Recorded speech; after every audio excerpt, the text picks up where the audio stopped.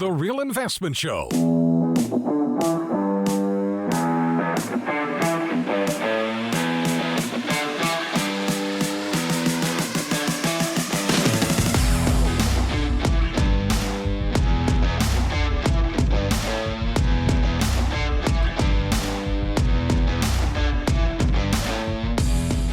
So welcome back to the show this morning. We're running up on the 12 days of Christmas here. And, it's interesting because talking about inflation and kind of a variety of other things that are going on again. Tomorrow is the CPI number. Everybody's going to be paying very close attention to this. As, the hope will be, of course, if the CPI number comes in much weaker than expected, this will pull the Fed off of being hawkish. That's not going to be the case. Even if you have a fairly sharp underpinning in CPI tomorrow, it's not going to drop the inflation rate enough to, send the Fed scurrying to the sidelines saying, oh my gosh, we've done enough. We've got to stop hiking rates. But it was interesting because, most people are familiar with the song, The 12 Days of Christmas. And for years, PNC Bank has tracked the 12 Days of Christmas. And they track the cost of this every year. And they just recently, a few days ago, released their 2022 cost for the 12 days of Christmas. The gift basket this year, if you'd like to do that for your friends and family and relatives, and you're not too busy, stealing Christmas baskets off of people's porches. It was hot this weekend. I mean, that ski mask this weekend. I was out shopping, and that ski mask got really hot. It's like midsummer. It's like 78 degrees outside in Houston. I was like, what is going on here? It's not December. But anyway, so this PNC Christmas list, they track it every year. So the first day of Christmas, of course, partridge in a pear tree. That has risen. So I'll give you 2020 cost, and then I'll give you 2022 cost. So in 2020, cost $210. It's up to $280. For a partridge in a pear tree. And I'm presuming that's the partridge and the tree, but, I guess fertilizer has gone up a good bit. Secondly was the two turtle doves. That was $450. It is now going to cost you $600 for two turtle doves. I don't think I've ever actually seen a turtle dove, but... Is that because of avian flu or something? I don't know. Yeah. But three French hens, $210 to $318. Four calling birds, $599. That actually has had no change. Four calling birds will cost you the same in 2020, 2021, and 2022. So I think there's something wrong with that calculation. Maybe four calling birds no longer exist. I'm not sure. 5 golden rings, cost of gold, of course, $845 in 2020, $1,245, up $400 this year. 6 geese a laying, $470 in 2020, $720 today. 7 swans, same price. So if you can get 7 swans a swimming, that hasn't changed at all. No inflation there. 8 maids a milking, still $58. Trying to find 8 women to milk something won't cost you any more. That's just too many jokes left in that one. Now, the problem with the 9th, 10th, 11th, and 12th is in 2019, there was no pricing for the next 4 items because of the pandemic. There were no 9 ladies dancing because they were all shut in the house with masks on and, couldn't go outside. But that will cost you $8,300 this year, up from $7,500 in 2020. The 10th day of Christmas, 10 Lords of Leaping, same thing. They were locked up inside in 2019, but they would cost you $10,000 in 2020. Now, and then $13,980 this year. 11 Pipers Piping.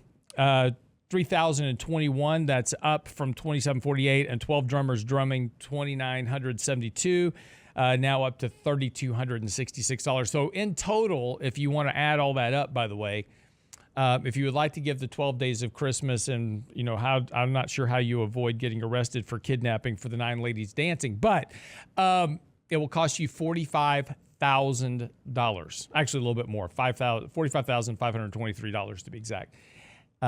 To do that. So inflation, That is up 10.5% over last year. So now the CPI inflation rate is going to come out tomorrow with the Fed. They'll say, well, inflation's 7.7%, but the 12 days of Christmas cost you 10.5%. So again, this kind of goes to the point that inflation in the household is a lot higher than what the government actually reports. And this is why it's always kind of this anomaly with CPI, because they come out and say, oh, CPI is only 7%. And everybody immediately is like, have you been to the grocery store lately? There's shrinkflation and real inflation, and a gallon of milk cost me $400, whatever it is. And so there's always this disconnect between what consumers see as inflation and what the government reports as inflation. And there's why there's always this angst about what's going on with these inflationary pressures. But again, when you start kind of bringing this down into the cost of Thanksgiving dinner, right? There was a very sharp increase this year in the cost of Thanksgiving dinner, primarily in the cost of the bird. So if you wanted turkeys had inflated a lot in terms of price over last year.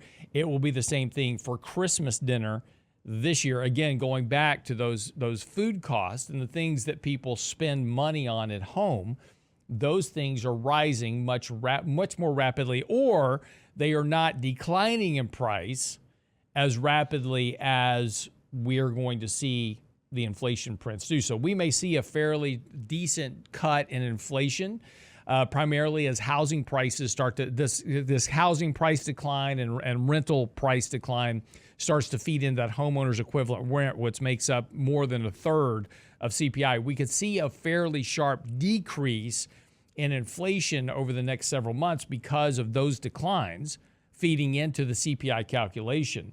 But you, as an individual, may not see those. And the reason, as we said before, healthcare costs are a good example. You could see a fairly substantial decrease in healthcare costs, but you won't see it individually because most of your healthcare costs are tied up into your your company provided health benefits. Those only reset once a year. So what you're paying out, you may look at the CPI index and say, look at the healthcare costs went down, 0.5% last month. Yours won't change because you're contractually obligated, right? You may see rental rates come down in the index, and you go, but my rent's the same because you're under a contract. So your rental rates will reset. So for the average household, this is the other problem because of the way inflation works in reality versus how it's reported. Kind of this real-time measure of inflation that we kind of guess at, that does vary from one month to the next. For many things, for individuals, they're contractually obligated, so they don't change that much. A lot of people subscribe, as a good example, electricity costs. A lot of people will subscribe to these plans that kind of try to smooth out electricity cost over the years so that, and like for instance here in Houston, right, it's super hot in the summer, super cold in the winter. So you tend to use a lot more electricity in the summer to cool your home than you do heating your home in the winter, right? Because we don't mind it being a little bit colder in Texas, right? So we'll just bundle up and wear some blankets.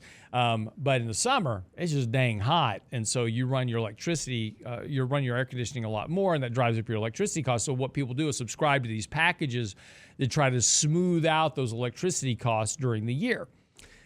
So again, you may see, utility costs coming down, but not really see much of a change in your home environment until you reset, for the next year. So so this is why there's always this kind of disconnect between, how people feel about inflation. And when you ask the average person, it's like, what do you think about inflation? Oh, it's just killing me, right? Can't make ends meet. But inflation's coming down. Not my household. My household's expensive, right? Food costs are eating me up.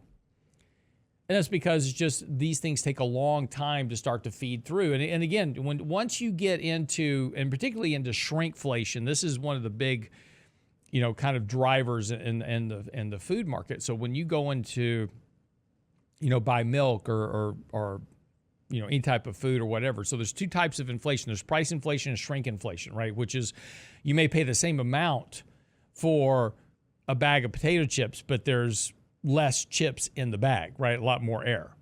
And, same thing. But in other things where they can't do shrinkflation, like a gallon of milk is a gallon of milk. really kind of hard to sell you less than a gallon of milk and still call it a gallon, right? There's kind of some measures there. But, they raise the price on that. But the thing is that when inflation does come down, what you won't see at the store is prices come down as much as inflation, because food prices are sticky, and same thing with gas prices. We had negative oil prices last year, but the price of gasoline never went back to 50 cents a gallon, like it was back in the late 70s.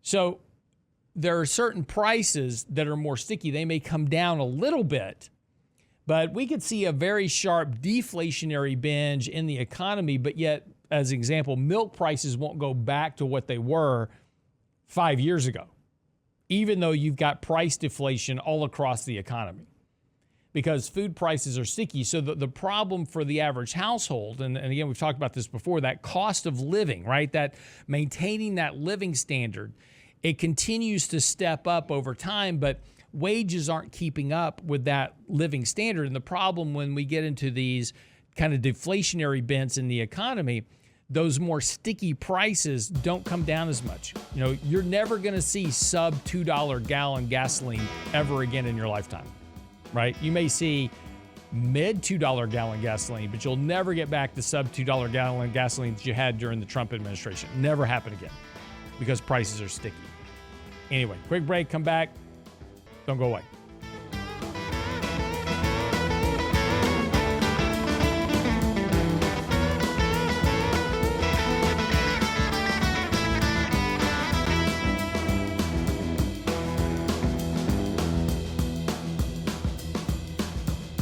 The Real Investment Advice blog. It's required reading for the informed investor. Catch it today at realinvestmentadvice.com.